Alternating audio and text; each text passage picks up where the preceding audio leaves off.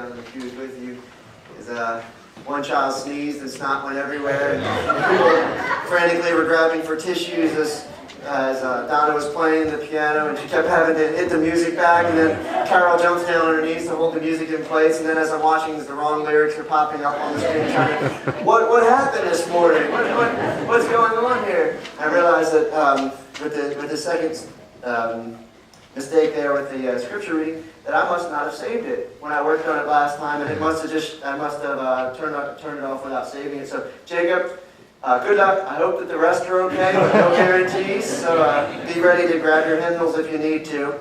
My apologies for that. And despite whatever distractions may come, we are here to worship God, and those distractions are just that, distractions. Our hearts are focused. We must focus our hearts and spirits so that we can honor God. And so it is with that thought that I pray that the words of my mouth and the meditation of each and every one of our hearts here today, the meditation of each and every one of our hearts, will be pleasing to God, who is our rock and our Redeemer. C.S. Lewis is a well-known author. He has written many books, such as The Great Divorce, The Screwtape Letters, Mere Christianity, The Pilgrim's Regress, and perhaps his most famous are the Chronicles of Narnia, which are currently being made into movies, like The Lion, the Witch, and the Wardrobe.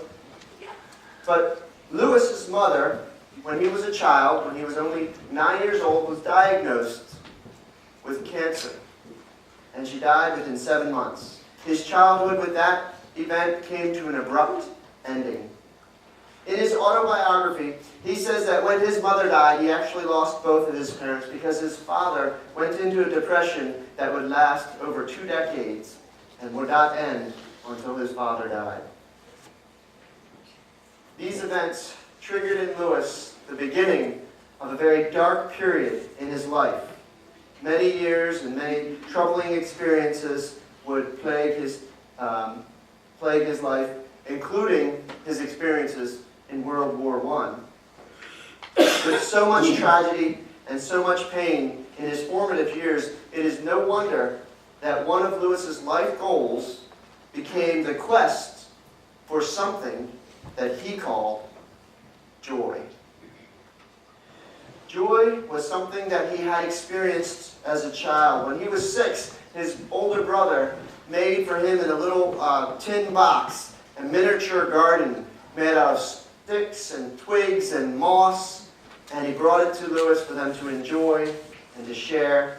And this sensation, even though it filled him with an enormous amount of bliss, it was a sensation that was fleeting. It lasted only for a few moments. But the sensation was so powerful that it drove Lewis the rest of his life, and it made such an impact on him that it became one of his life goals to understand what had happened in those few moments and why. And he constantly hoped to be re-exposed to that sensation, which he called joy, once again. He would, in fact, re-experience it on several occasions throughout the rest of his life.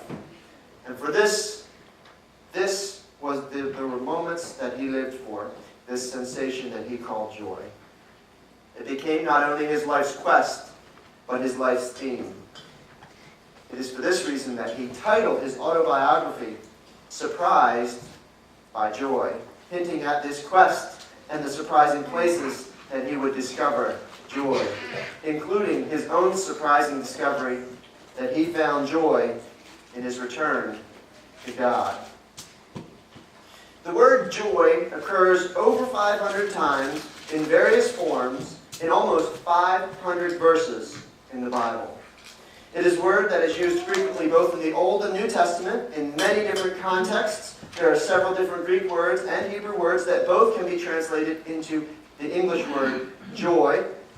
Joy, though, describes whatever word it is. In all these cases, the commonality is that joy describes an intense feeling of happiness.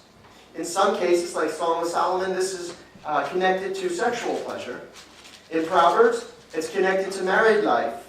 In Psalms, it's connected to the birth of children. In Deuteronomy, it's connected to the pleasures of harvest. In Ecclesiastes, it's connected to feasting. So joy can come about at many different times and for many different reasons. Some of them may be surprising. I don't know if you have ever felt joy or not, but my own brief experiences of it, I would have to describe as sublime. That's the only word I can think of to describe it. It's a sort of ethereal feeling, an out-of-body sensation where nothing on earth matters outside of my immediate context, things that are in my presence. It's a deep peace and a contentment. For each of us, it may be a different thing that brings about this sense of joy. For one person, it may be the powerful relief felt at the end of labor and the safe delivery and arrival of a new child, now resting in your arms. For another, it may be that intense chemical reaction that's associated with finding out that the person that we admire, our love interest, returns those romantic feelings. Or perhaps it's when our lips first meet for that first kiss. Perhaps it's that feeling that you felt on your wedding day. For children, maybe the experience of joy can coincide with the realization that it is today, Christmas morning. It has arrived at 4:30, and your mom and dad really wish that you would discover this fact in about 3.5 hours. But it's that joy that drives them running out of their beds. Hunters, fishers may experience the joy sensation when they're out in the field or on the water in a moment of tranquility and peace. Take a minute. Think over your life. Have you experienced joy?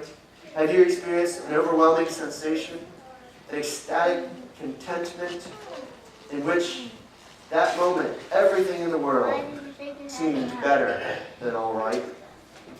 This, I believe, is a good description of joy. Probably not for Garrett and Holly right now. Pretty nasty. Better out than in, right? I want to ask a question that may seem obvious at first, but upon consideration, I think it's going to make us think. Can people who are not Christians experience joy? Can people who are not Christians experience joy? Some people will say no. Others will say yes. One might argue from the Bible that Galatians teaches us that joy is a fruit of the Spirit, and so only those who have the Spirit can have joy. Somebody might want to spiritualize it and say, well, people who aren't Christians can have joy, but it's not the true joy. Only Christians can experience what we call true joy.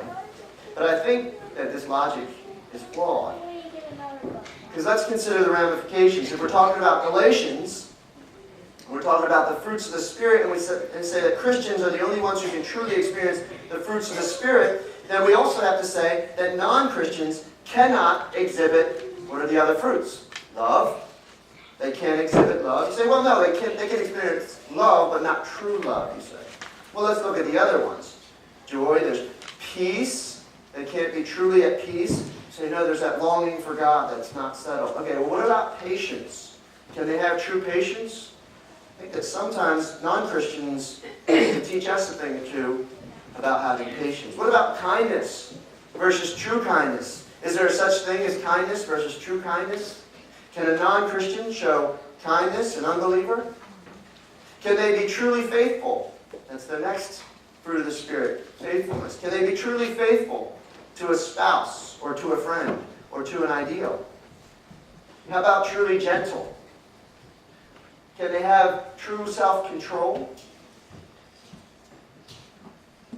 Has any non-Christian ever exhibit gentleness, self-control, kindness?